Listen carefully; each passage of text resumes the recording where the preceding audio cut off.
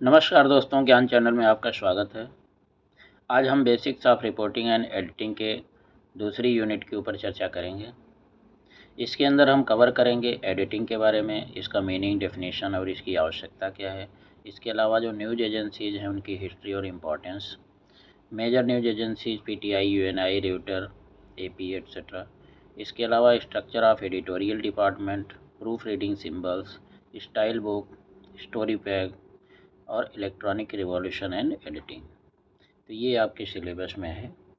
तो news agencies के बारे में आपने फर्स्ट सेमेस्टर में काफ़ी डिटेल में history, growth and development of media में पढ़ लिया है, तो इसके ऊपर हम ज़्यादा फोकस नहीं करेंगे। बाकी चीज़ें हम इसके ऊपर बात करेंगे। तो चलिए हम पहले शुरू करते हैं एडिटिंग से। इसका मीनिंग, डेफिनेशन और इसकी आवश्यकता क्या है।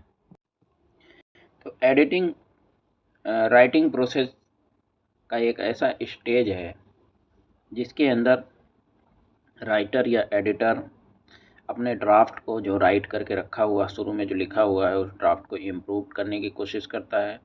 उसके अंदर जो गलतियां हैं उसको दूर करता है। वर्ड और सेंटेंसेज हैं उनको अगर ज़रूरत है तो चेंज करता है और उसको बिल्कुल क्लियर बनाता है, ताकि वो जितना ज़्यादा अच्छा से अच्छा और इफ़ेक्टिव हो सके। एडिटिंग प्रोसेस में कोई चीज़ें आपको ऐड करने की भी ज़रूरत पड़ सकती हैं, कोई चीज़ें आपको निकालने की या डिलीट करने की ज़रूरत पड़ सकती हैं। और इसके अलावा आप वर्ड्स को, सेंटेंसेस को रीअरेंज करके उसको पूरा एकदम एक अच्छे स्ट्रीमलाइनिंग कर सकते हैं एक स्ट्रक्चर के अंदर। एडिटिंग प्रोसेस में करेक्शन, कंडेंसेशन, ऑर्गेनाइजेशन वर्ड्स का, सेंटेंसेस का, इसके अलावा और बहुत सारे मॉडिफिकेशंस किए जाते हैं ताकि हम एक कंसिस्टेंट, करेक्ट, एक्यूरेट और कंप्लीट जो है पीस ऑफ वर्क प्रोड्यूस कर पाएँ। अगर हम बेसिक्स ऑफ एडिटिंग की बात करें तो जो आइडियल प्रिंसिपल जो गवर्न करता है एडिटिंग को, is never over estimate the publics knowledge and never under estimate the publics intelligence. ये कहता है कि आप जो है पब्लिक के नॉलेज को ज़्यादा ओवर एस्टिमेट ना करें कभी भी। कहने का मतलब आप ये मान के चलें कि पब्लिक को इस चीज़ के बारे में इंफॉर्मेशन नहीं है। इसके अलावा पब्लिक का जो इंटेलिजेंस है उसको अंडर एस्टिमेट भी ना करें। पब्लिक सब जानती है, उसके अंदर इंटेलिजेंस पूरा है, बट नॉलेज की थोड़ा सा जो है, जो चीज़ें इंफॉर्मेशन सोर्स है, इंफॉर्मेशन है, वो आप ये मान के चलिए कि उनको नहीं पता है और वो आप प्रोवाइडर हैं उसके। इसलिए एक जब एडिटिंग प्रोसेस होता है वो न्यूज़ के अंदर एक बैलेंस प्रोवाइड करता है। ऐसा भी नहीं होना चाहिए कि इन्फॉर्मेशन आप जो देना चाहते हो, न्यूज़ जो देना चाहते हो, वो पूरा का पूरा उसके अंदर ना जाए। तो इसलिए एडिटिंग बहुत ही रिस्पॉन्सिबिलिटी का काम होता है। अब हम बात करेंगे अगर ऑब्जेक्टिव्स क्या क्या हैं एडिटिंग की। तो सबसे पहले striving for focus and accuracy. Accuracy बहुत ही ज़्यादा इम्पॉर्टेंट चीज़ होता है एडिटिंग स्टेज में।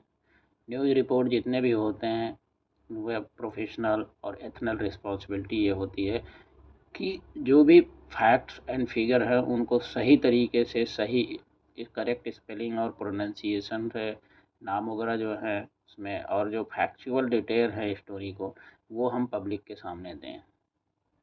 इसके अलावा फैक्ट चेकिंग में आपको पता है कि आजकल इंटरनेट से इतना ज़्यादा जो है सोर्सेज अवेलेबल हो गए हैं कि आप कोई भी चीज़ अगर उसका फैक्ट चेक करना चाहें तो उससे तुरंत आपको कोई भी इंफॉर्मेशन ले सकते हैं।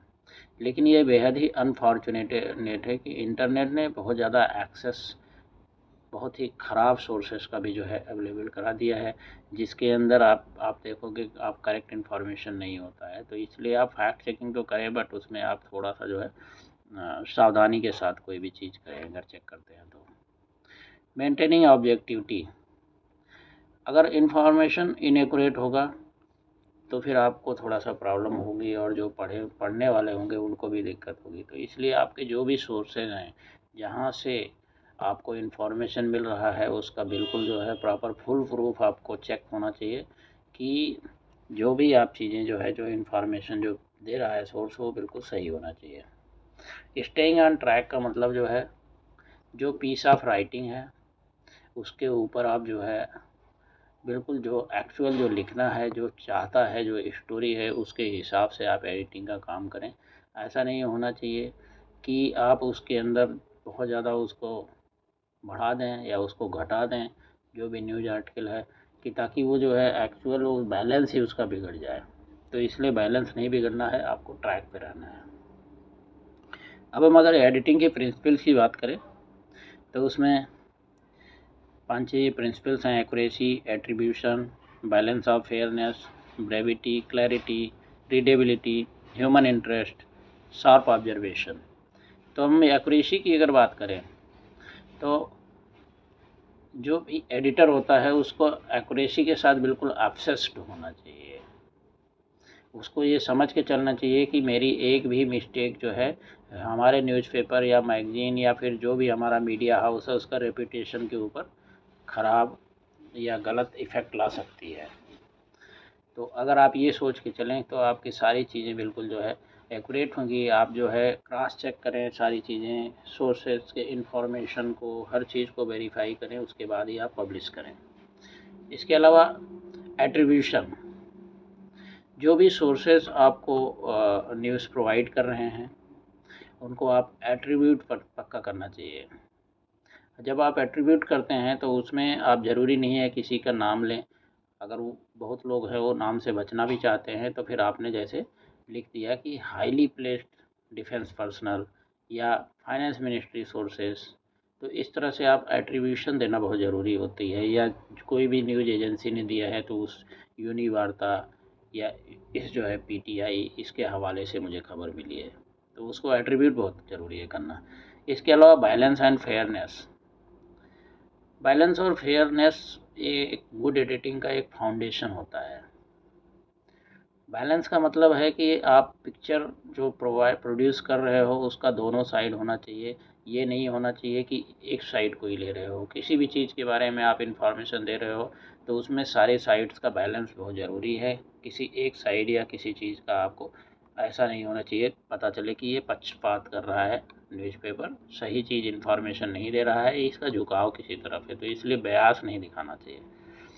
ब्रेविटी, ब्रेविटी एडिटर्स के समझ लो बहुत ही बड़ा जो है वो काम है। एडिटर का काम ये है कि उसमें कोई भी इंफॉर्मेशन कुछ भी बिल्कुल एकदम क्लियर होना चाहिए और उसके अंदर कोई भी इम्परफेक्शन नहीं होना चाहिए। बिल्कुल स्टोरी जो जैसे लिखना है बिल्कुल क्लियर शब्दों में होनी चाहिए और कम से कम कंसाइज शब्दों में होना चाहिए। क्लैरिटी की अगर हम बात करें तो क्लैरिटी का मतलब जो थॉट प्रोसेस है, जो चीज़ आप लिख रहे हो वो बिल्कुल क्लियर होना चाहिए। इससे कोई एम्बिग्यूटी या कोई कन्फ्यूजन लोगों के अंदर जो भी पढ़ रहा है या जो सुन रहा है उसके अंदर नहीं होना चाहिए। रीडेबिलिटी का मतलब ये है कि आपने जो है किसी भी चीज़ को अगर सेंटेंस भी आप कोई बना रहे हैं तो उसका एक जो है लिमिट होना चाहिए वर्ड्स का। जनरली एक सेंटेंस जो नॉर्मल सेंटेंस होता है 18 वर्ड से ज़्यादा नहीं होना चाहिए। अगर 18 वर्ड से ज़्यादा हो रहा है तो 25 वर्ड से ज़्यादा तो बिल्कुल ही नहीं होना चाहिए। और उसके अंदर आपको जो सेंटेंसेज हैं उनको सबको जो है इस तरह से करना चाहिए कि ज़्यादा कंजंक्शंस वगैरह का यूज करके उसको कॉम्प्लिकेट और कॉम्प्लेक्स सेंटेंसेज में कन्वर्ट ना करें। इससे आपकी रीडेबिलिटी पे भी अफेक्ट करता है। इसके अलावा ह्यूमन इंटरेस्ट, ह्यूमन इंटरेस्ट के लिए जो आपको स्टाइल्स बहुत सारे तरह के लोग यूज करते हैं। इसके अलावा आपके जो वर्ड के सिलेक्शन है फ़ॉन्ट वगैरह का, ये सब चीज़ें, और साथ में जो पिक्चर्स वगैरह जो भी चीज़ें अवेलेबल है उनको सबको आप उसके अंदर डालेंगे तो उससे आदमी का इंटरेस्ट बनेगा। आपका ऑब्जर्वेशन बहुत ही शार्प होना चाहिए कि मैंने क्या चीज़ एक्चुअल दिखाना है और क्या चीज़ सुनाना है या क्या लिखना है और क्या पब्लिक को पसंद आएगा, तो ये शार्पनेस बहुत ज़रूरी है। अब हम बात करते हैं न्यूज़ एजेंसी, जिसका हिस्ट्री और इम्पोर्टेंस। तो न्यूज़ एजेंसी अगर आप समझें, न्यूज़ एजेंसी जो है एक ऐसा ऑर्गेनाइजेशन होता है, वो न्यूज़ को कलेक्ट करता है सोर्सेज से और उसके बाद उसको बहुत सारे न्यूज़पेपर्स या मीडिया हाउसेस को उनको सबको जो है ये फर्दर जो है भेजता है ताकि वो आगे पब्लिक के पास खबरें भेज सकें। तो इसके हिस्ट्री की अगर हम बात करें तो बहुत पुरानी इसकी हिस्ट्री है। अगस्त फ्रांस प्रेस जो एएफपी है उसको माना जाता है 1835 में स्टार्ट हुआ था। ये सबसे पुराना न्यूज़ का एजेंसी माना जाता है। इसके बाद बहुत सारे आपके इंडिया में भी पीटीआई, यूएनआई और एएनआई, बहुत सारे तरह की एजेंसीज हैं, तो वो सारे के सारे जो काम कर रही हैं। इसकी डिटेल आपने पिछले सेमेस्टर में काफ़ी अच्छे से इसकी पढ़ाई किया है, तो इसलिए इसके ऊपर अननेसेसरी टाइम वेस्ट करने का ज़रूरत मैं नहीं समझता हूँ। अगर किसी को इसमें कोई प्रॉब्लम नज़र आती है तो आप कमेंट सेक्शन में देंगे, तो मैं आपको उसके लिए दोबारा से आपको इन्फॉर्मेशन प्रोवाइड कर दूँगा। अगर हम स्ट्रक्चर बात करें एडिटोरियल डिपार्टमेंट की, तो एडिटोरियल डिपार्टमेंट कुछ इस तरह से होता है।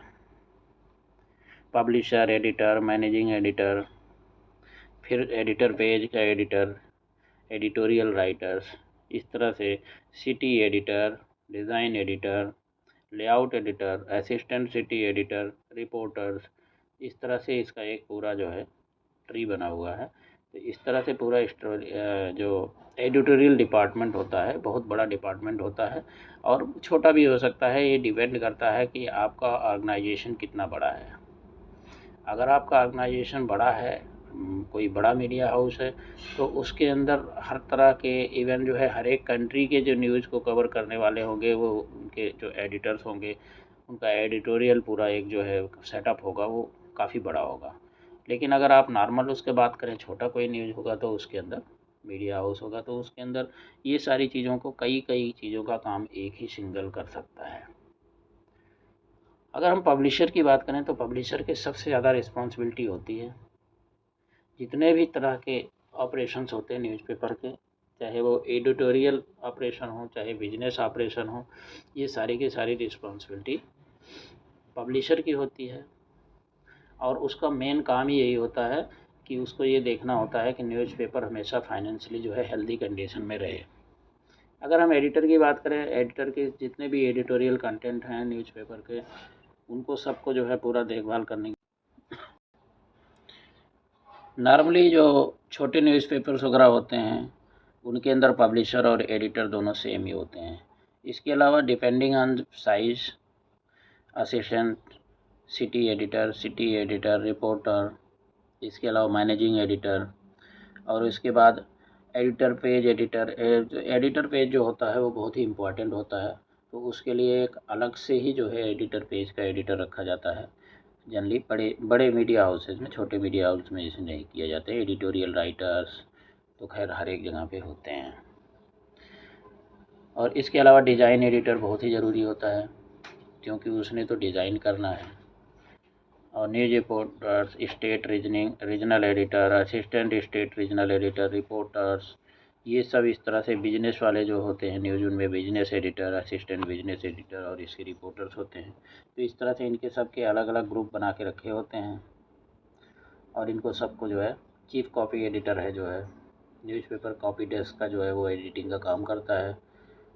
ये तो ये सारे जो है इस तरह से एक स्ट्रक्चर है एडिटोरियल डिपार्टमेंट का, और ये बहुत ही इम्पोर्टेंट स्ट्रक्चर है। आप इसको जो है मेन बोल सकते हैं कि कोई भी न्यूज़ एजेंसी का एक जो है ये ब्रेन है, ब्रेन का काम करता है ये। इसके बिना जो है उनका कोई भी काम नहीं हो पाएगा। इसके अलावा न्यूज़ एडिटिंग, अगर सिंबल्स की हम बात करें, तो ये बहुत सारे तरह के सिंबल्स हैं जो आपको स्क्रीन में दिखाई पड़ रहे हैं। इस तरह से सिंबल्स का जो है इसमें यूज किया जाता है, लेकिन ज़रूरी नहीं है। लोग, बहुत सारी न्यूज़ एजेंसीज हैं, वो अपना अपना सिंबल डेवलप कर लेती हैं अपने कन्वीनियंस के हिसाब से। और दूसरी बात लैंग्वेज के हिसाब से भी सिंबल्स डेवलप किए जाते हैं, और उसके हिसाब से उसको जो है यूज करते हैं। अब हम इलेक्ट्रॉनिक रिवॉल्यूशन एंड एडिटिंग की अगर हम बात करें, तो इलेक्ट्रॉनिक रिवॉल्यूशन ने बहुत ज़्यादा जो है इसमें काफ़ी चेंजेस लाया है उन्होंने एडिटिंग में। अभी एडिटिंग का काम बहुत ही जो है चैलेंजिंग हो चुका है। मीडिया का डेमोक्रेटाइजेशन जो हुआ है, वो भी इलेक्ट्रॉनिक रिवॉल्यूशन का जो है बहुत बड़ा कारण है, क्योंकि मीडिया जब हर तरफ पहुंच गई, सबके डोर्स ओपन हो गए, उसके बाद इसमें बहुत सारे अच्छे अच्छे सॉफ्टवेयर पैकेजेज वगैरह, एडोब का इन डिज़ाइन, डेस्कटॉप पब्लिशिंग प्रोग्राम्स, ये सब आने के बाद से जो है बहुत ही ज़्यादा इलेक्ट्रॉनिक रिवॉल्यूशन हुआ है मीडिया के अंदर। इसके अलावा मीडिया का इन्वायरमेंट भी काफ़ी चेंज हुआ है। आज आप कभी भी कुछ भी, कोई भी न्यूज़पेपर या रिव्यू आप देखेंगे, तो वो प्रिंट में भी अवेलेबल हैं, इसके साथ साथ आपको देखेंगे कि वो डेस्कटॉप पब्लिशिंग करके वो जो है आपको इंटरनेट के ऊपर भी अवेलेबल कराते हैं। और जितने भी न्यूज़पेपर हैं वो कंटिन्यू करते हैं कि वो सबसे, मतलब किसी भी समाज में सबसे नीचे तबके तक वो पहुँचे, छोटे से छोटे आदमी तक पहुँचे, और जिस तरह से पॉपुलेशन ग्रो होती जा रही है, न्यूज़पेपर में काफ़ी भी फिर भी जो है डिक्लाइन देखा जा रहा है। इसका कारण ये है कि लोग सोर्सेज बहुत ज़्यादा न्यूज़ के बढ़ गए हैं और लोग अलग अलग सोर्सेज के ऊपर भी भाग रहे हैं। इसके अलावा मीडिया कन्वर्जेंस की अगर हम बात करें तो आज के समय पे कोई भी मीडिया हाउस, अगर कोई न्यूज़ पब्लिशिंग हाउस है तो वो ये नहीं है कि वो खाली न्यूज़ पब्लिशिंग का काम कर रहा है।